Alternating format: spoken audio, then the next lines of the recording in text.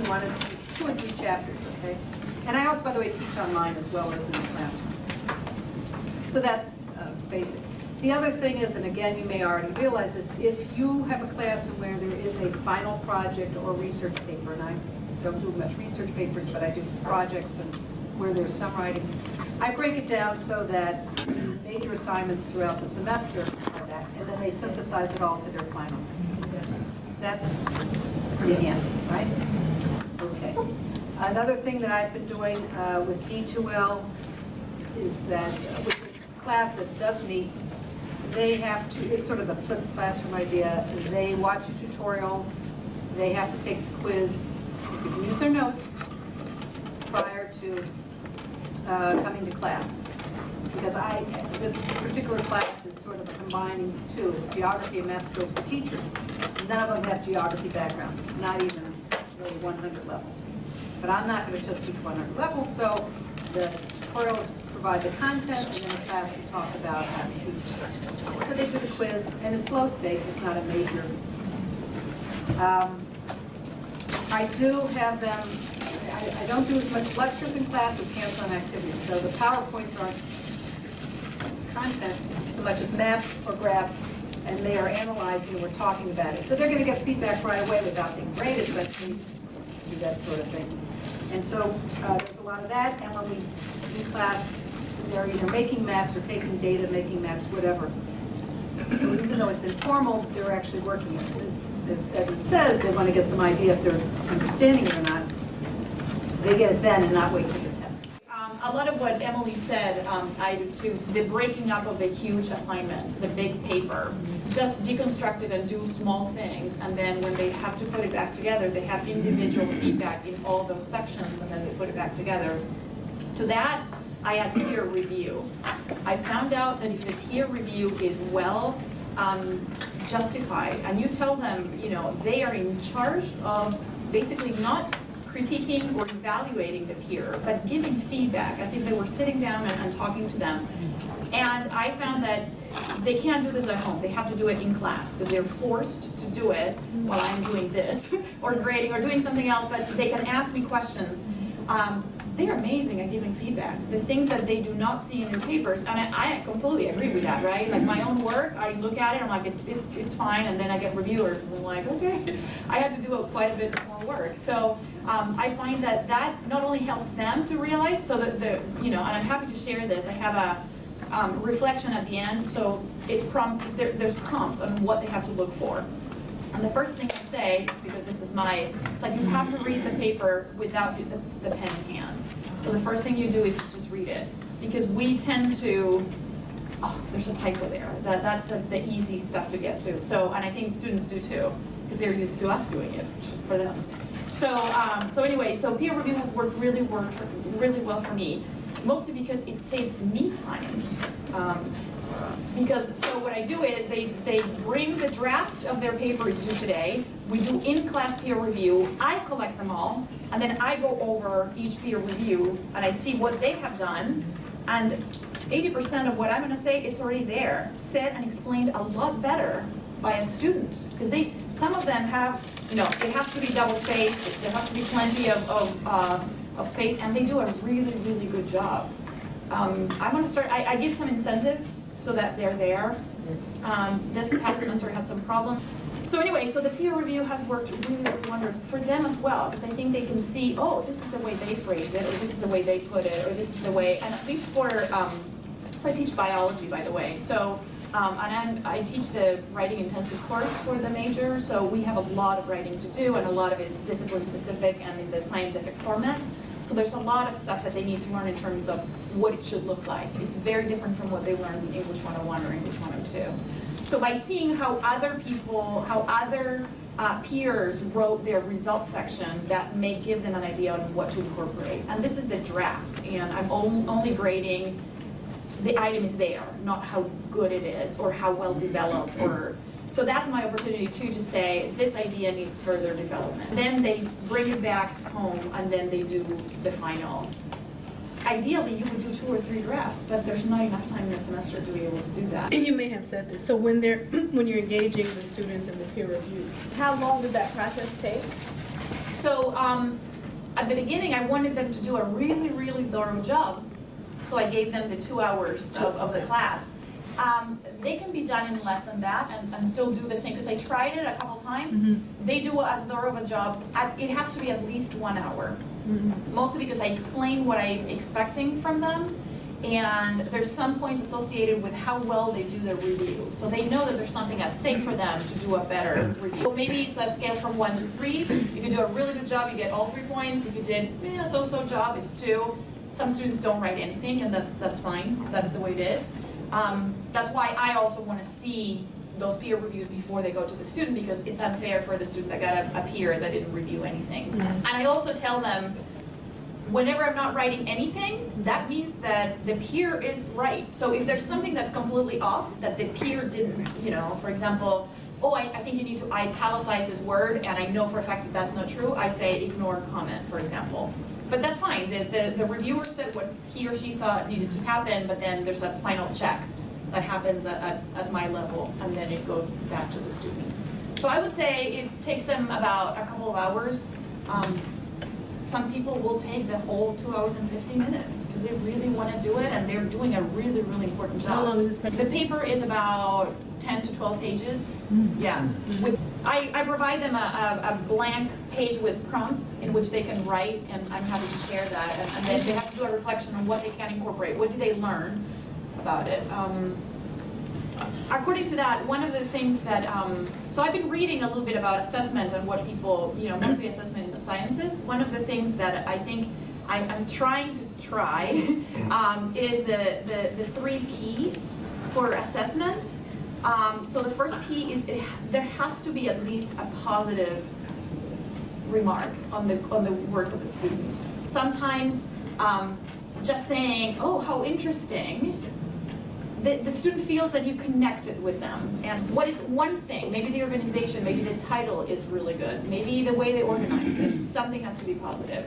The second P is partial assessment. So I tend to look at everything, major ideas, flow, paragraph structure on scientific format, typos, grammar. It's overwhelming for me, and it's also overwhelming for them. I have to really tie my hand not to circle typos, mostly because the initial draft, should be looking at organization of ideas. What's the forest? Then we'll look at the trees further. So, and I think seeing all the purple or red or whatever color you're using, it's a little bit overwhelming for the students. So the partial, the other piece, so positive, partial, which is minimal marking, and also tell them, the idea is to tell them what you're going to be looking for. I'm going to be looking for 3 paragraphs with the 3 main ideas of your paper. Even if the paragraphs are not developed completely, I want to see the topic sentences. And then the rubric or whatever you use, do they need that? Then that's a perfectly good paper, because that's all you're going to look at. Even if they have typos and grammatically it's incorrect, that has been really hard for me to implement. I tend to look at everything. So I've been working with the Center for Academic Writing, and I think a lot of the feedback that I've gotten from people there. So there's help too to help you out to figure out what needs to happen. There's a lot of literature on how to assess written stuff. The last P is a pattern. So some students tend to have a pattern of challenges in the way they write the paper. And I think we do very little of saying, overall, concentrate on this thing, because this is the major one that, if you do this, you can, it's this threshold, right? You may earn another grade better just by working on that pattern of a problem. Maybe it's sentence structure, maybe it's paragraph structure. Sometimes those two are related, so structure in general. A lot of what, and it has to do with this last P, the pattern. So I look at the pattern in the whole class, and what are the top 5 things that I saw after grading or assessing or reading some things. What are the top 5 things that were that occurred the most? I also teach the writing intensive class, and I'm in the political science department, and that has also helped me in many ways in changing how I approach student assessment. And one thing that I have incorporated that is required for the writing intensive class, and that I've actually incorporated in all my classes, including graduate classes, is in-class writing, Yep. exploratory writing, writing to learn, however you want to call it, but I think it's really key. And I use it basically as attendance now, so I've stopped actually just giving attendance. One is doing class writing, and whoever is there gets credit for doing class writing, and if you're not there, well, that would be the same as giving no attendance points. So I don't give attendance points, I'm going to do it through in-class writing. Every class session, we start, or sometimes we start something to do in the middle with a question, something that they need to write on, so that it makes them think about the work, makes them think about what they've read, makes them think about how to apply some of the knowledge that they have to a problem that we're dealing with in class. And I feel that it works quite well because the in-class writing gives feedback to the student, right? And they get a sense of, okay, do I understand this? But also to me, right? Because if I ask in class writing, and all of a sudden everybody grabs their book and starts flipping the pages and tries to figure out what I'm talking about, it means they're not prepared, right? They're not engaging with this thing, which actually is probably the best time. The perfect time to do in-class writing is when everybody's flipping the book, because that means if I had started teaching, no one would have known what I talked about. But now they have a chance to kind of catch up and say, okay, now I'm reading in the book, so I'll give them 5 minutes, 10 minutes to, depending on how much time they need. Usually it's about 5 minutes to write something about that particular problem or topic, and then they have some sense. And then you can start the discussion, and the discussion is much better because of it. And I do sometimes collect it, but oftentimes I don't collect it because I give them credit. So I already know who's there, so I just give them the credit. And sometimes I collect it just to make sure that they're all doing it, but oftentimes I don't collect it at all. I already know they've done it, and it's not it's not about quality. The person who writes five sentences and the person who writes 2 pages, they get the same credit. So in terms of frequent assessment, that is a very frequent assessment, right? Because I do it every single class session, where I ask for multiple drafts. And at first I was hesitant, because I'm thinking, well, multiple draft, that means I have to read the same paper twice. And I thought, reading it the first time, I would say for most papers is okay, but it's not always fun, right? And then reading it the second time, it's like, oh boy, this is really, and I actually realized some benefits. What I realized is, what I would have done in the past is I would have given different papers, right? Maybe 2 or 3 different papers. So what I do is I may do multiple drafts, so they're producing parts of the same paper. So I'm actually reading something new while I'm also reading something old, and therefore it actually takes less time. I'm actually more efficient in the grading than I was previously, and they have a chance to rewrite and to revise and to resubmit, and that really helps. The students, the product is much better at the end of the semester, and my grading load hasn't really substantially increased, because instead of doing lots of little papers, I do fewer papers, but give them chances to rewrite, or I do a really big paper and break it into pieces, and then they write those pieces. And so therefore, I'm actually just as well off, and I have a better final product. And when I grade the final paper, I ask them to hand in everything. So I know exactly, I have my rubrics, and I just look at my rubric and say, oh, what did I write in my rubric? When they handed in, the earlier draft, oh, I wrote this and this and this. Okay, I flip the pages out, read everything, I flip the pages. Did they do it? Now, I also tell you the one challenge, the big challenge, and this is how to get the students to actually rewrite the paper, right? You can assign it, right? And you can, because it's very difficult to go from fixing spelling errors, which they're all very good at doing because I circle them, right? I used to fix them actually, and then later they told me not to do that, to circle them. Now I circle them, and they managed to go to the writing lab and they managed to fix all those. But that's not rewriting the paper, right? That's just fixing errors. Rewriting the paper means starting over again and writing, and changing, putting this paragraph there and that paragraph there, and changing introduction and adding new sources and all that. That is a much bigger challenge, and that's something that's still very difficult. I mean, there are, enough students that do it, and they get a substantial, better grade because of it. But there are also enough students who are just not willing or interested in doing that. So that's something that I'd like to learn about. I'd like to find out if there are incentives or ways for them to make it even more interesting for them to really write and not just fix things. I just want to say that I had the same problem. I did that for my class last semester. Yeah. And some students realized, well, I'm going to change only the easy stuff and hope that it helps me a little bit. But by this time, you know, it drops them, what, from a B to a C on the final paper? Yeah. But they seem very willing to take that Yeah. because the energetic cost of rewriting the Redoing it. paper is much higher than what they Right. perceive the benefit is. You know, maybe don't make the papers as long, that's not too heretical to say. You know, because if they can't write 4 pages, why do you want them to write 10? Yeah, yeah. How many of them are going to be writing papers in their job? Unless they're going to PhD and they have to write their dissertation. You know, you got to kind of look at your audience here. And maybe in your department, you kind of build up and say, you know, let's try to keep the papers in the 100 level no more than 4 or 3. I have students who can't write a summary, a paragraph summary on an article. So why would I want to read their research paper? You know, they're not ready yet. So kind of put that in mind. Don't get too ambitious. Over time, you're more comfortable knowing how to grade it or figure out a solution then. I was gonna say, I did the WIP course for the math department, and I recognized that this was gonna be an issue from the other faculty that taught in the past. You know, we have all these evaluations. And so what I did was, I gave them a different assignment. And so it looked the same, it was on the same topic, but what I reworded the type of questions that I was asking based on where I saw the deficiencies in, you know, the pattern, as Pam was talking about. And what I realized was that the students were focusing on those questions, which was good, which was getting them to rewrite it based on the different type of prompts that I was giving them within the proofs.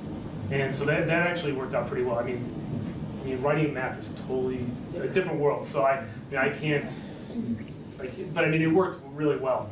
And I didn't think it was going to, so, and that was just some advice that was given to me. But that's what I was thinking too, kind of building off of that, is I basically made the rubric for a rough draft and a final draft, but I'm also almost thinking that it's better to make the final draft rubric, how did you incorporate the feedback? So one of the things I found in teaching writing, I teach teaching writing, correct? One of the things that I found is a lot of students don't know how to move from the draft to a final paper. And so one of the things I do in my class is I get the document camera, and I'll take a student draft that they've volunteered, and as a class, we'll collectively edit and revise a paper, identify what the next steps are for that particular student, and then students will go into their peer editing. And so they'll spend some time going over the feedback from another student before making in class some of those edits to their own paper.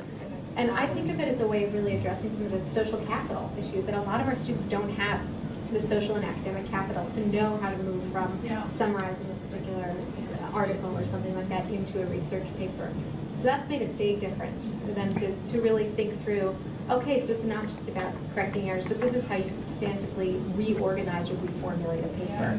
And I have them all leave class by writing what exactly their next steps are. So they all walk out with, these are my 3 next steps for improving my paper. And that seems to make a big difference in the quality of papers from draft to final.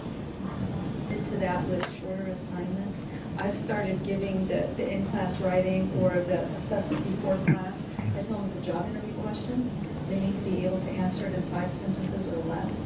And then what that does for me as an instructor is I can really just look at it and know if they've nailed it. And that's really helped the thought process in classes. I have a question. So I know we're talking about like assessment of academic, but do you guys incorporate any type of assessment on the classroom as well? So for example, you know, one of the biggest concerns we have in math is pacing of our curriculum. I'm assuming it's similar everywhere, but it's a big problem in mathematics. And I know we've talked about like for example, throughout all of my exams, I have like an assessment. How do you feel the class is going? What subject do you wish we would have spent more time on? I mean, those are obvious ones, but I know there's different types of assessment. There's the academic assessment we were talking about, but I was curious about how you implement. How am I doing? You know, I mean, we should be self-assessing ourselves throughout the curriculum, right? So. I haven't done it, but I guess you could just give them an index card, whatever, anonymously what is it, exit moment or exit, can take it, you gotta have a thick skin for some of Oh, them. yeah. I will tell you, there are students who will tell you what's wrong with you. I like to have a conversation with the students. Like I feel like I'm really attached to PowerPoints. I don't know what I would do without PowerPoints. I have to have it, right? But then at the same time, I start talking about it, and then I stop, and then I ask a question, and then I feel like I'm constantly engaging where they are, and sometimes it's pretty obvious. Or we do things so I lecture a little bit, then I break up because we have 3-hour classes, so our classes are 2 hours and 15 minutes, so they're unbearable. So I have to break up. So then we do something in the board, and I say, okay, I'm not going to talk. You guys tell me what I need to be writing, or and then I'm like there's dead silence. So I'm like, okay, what's the problem? Some students are very, very open, and they will tell you, oh, I didn't wait. You asked us this. I'm lost, and okay, this is good to know. Let's, but you have to be prompting them all the time. Otherwise, they won't. So I think having an index card, if you want to do it more private, or trying to get them to talk. What's going on? What happened? What how are you thinking about this? I had a professor as an undergraduate, although I've never done this in my own classes, but what he did is he would, at the end of an exam, he would say, bonus question, 10 points. Well, that's what I did. How am I doing? And kind of, it's just, you get, and he said, you get it just for answering. It doesn't matter what you have. Every exam has a bonus. I hate the bonus piece, but it's just the only way I could find that they would answer the problem, they would answer that, was if you gave some kind of incentive. And, I mean, but you do, I always give feedback too. But it's helped. But I have to do it early in the semester. If I wait until the end of the semester, I'm done. I won't be able to self-adjust. Sure, but the other thing is that you're going to be teaching that same course the next semester probably. Yeah. So this is one key thing, to have them fill out those course evaluations at the end. Oh, yeah. So I tell them, I get evaluated by you guys and by my chair, and your comments are read by my peers, my chair. The president will read them, and sometimes they exaggerate. I mean, No, but no. I tell them, so your comments matter. So if put yourselves in the shoes of another student that's coming. What could I have done differently to make the course better? What worked, what didn't work? And I'm getting a lot of feedback that then I can at least incorporate in the next. I do a lot of the, during the semester, Yeah. but sometimes some students are reluctant to do it because they don't know how I'm going to receive it. So sometimes at the end it's anonymous. I'm like, I'm happy to get any comments you may have, even if it's something positive or something negative. During the semester feedback, you may, since you're a math person, you probably understand you don't want to bias your results. Like you give after the exam, the review is for the exam. It's not for your teaching. If you do it after the grading, it's for the grading. It's not for your teaching. So you always want to take care of those kind of events not influencing the true feedback, because if the exam is bad, this is a horrible exam. What is that from? Yeah. And if the grading is good, you get all good reviews, and that's not what you want. You want the true feedback. Yeah. That's something that I am. By the way, those of you who are using Smart Evals in their courses, or whose departments are using Smart Evals in their courses, you can do two things. You can actually request or create, if you want, your own midterm Smart Evals feedback form, which shouldn't be very long. It could be just 3-4 open-ended questions, but you can make it any which way you want to. And then it's anonymous, because the students recognize this is going not to you directly, this is going to some other entity, right? But again, you use it then to give feedback to the students of, okay, these are the things that I've heard about the course so far, and here are some things that I think you're right on. So I will make some changes, or in this particular area I might make a change. But here are some other areas that for such and such reasons I can't.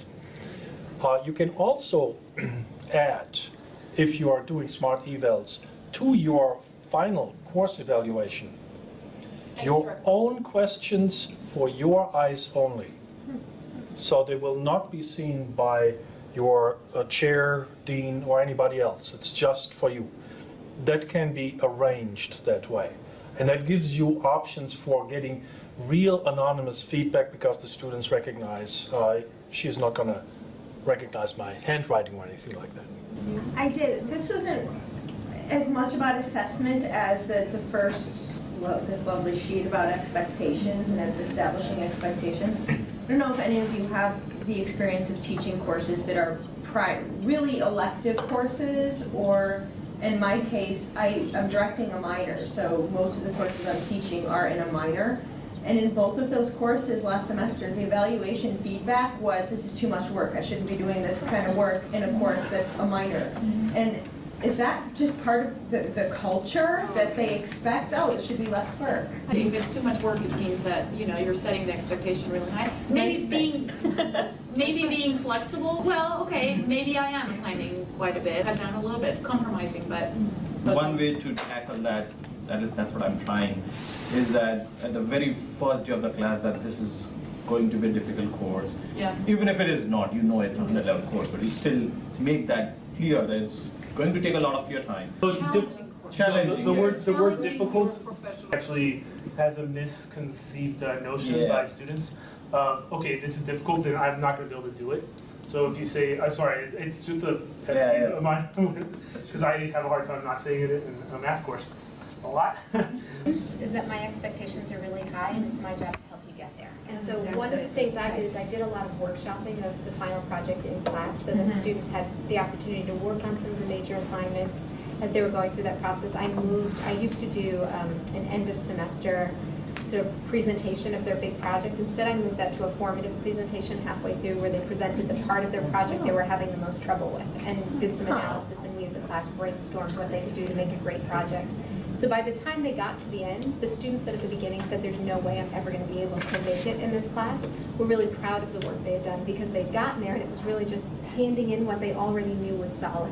So that took some of the fear off for them, but it really required me to think about how am I going to use my class time? Like, it's okay for me to use my class time for students to be working on major assignments because they can sort of, it's almost like a flipped classroom model, and that's made a big difference. Just in response to that, so I assign a lot of reading, and I assign them 2 scientific papers a week. And they just thought that this was horrible, and that's what I got on my mid-course evaluation. So I said, Totally fine. in the class, I said, this is what you do as a scientist. So I just broke it down and basically told them why I had assigned that much, and the attitudes completely changed. Just by explaining, reiterating why I assigned this much work. I also now stress that they're here, they came to college to be professional, not to be a student. And professionalism means you get your work done on time, you put in your best effort, And get this idea that you're not a student, that you really are here professional. So it is expectations. Oh, all the different responses you get, this isn't exactly assessment, but I have 10 pages of responses to issues. When I write something and I keep it so I can use it again. Because I must spend an hour just respond to somebody's complaint. I don't want to do it a second time from scratch. In reality, you get the same complaints over the years. Patterns. When you have that well-crafted response and save it, and you will be using it, and then you tailor it, but I can tell you, it really saves time. So I've got responses to technology issues, responses to failing the exam, responses to late assignment. It helps. And then when you write a new one, they say, oh, I'm going to keep this because I can use it. You also can do that for responses to assessments. If you're same assessment and you're going to be writing pretty much the same thing, save it. One other tip, I take, like you have a grade book with your students' names and the grades, have another with students' names and then boxes. Every time there's an issue with a student, so you can remember, write notes. Sometimes it's their email to tell me why they couldn't do something. I just copy and paste it because so I have, and it's also a record for you if somebody wants to, challenge you and save, of course, all your emails for the semester. I was just saying that I started administering these weekly feedback anonymous forms. Last semester I had 3 very different populations from a 100 level up to a master's level. And so that was pretty challenging for me. And so these feedback forms have already been really useful. Like I'm hearing from my students, if you give me a hard copy of the assignment that you're talking about, then I know what you're talking about instead of looking at it later on D2L. So I started handing them out. And it makes a big difference because she and other students, have this piece of paper to look at instead of me just describing what the homework is. So what I do is I copy what I have in D2L, or I go directly to D2L and you can show it to them. Right. Read it from D2L, or I get snapshots of the important parts of the assignment, without having to print it. And then I project them, and then so Got it. everybody, it's like, this is the due date, this is what we're trying to do. Just because I can't print.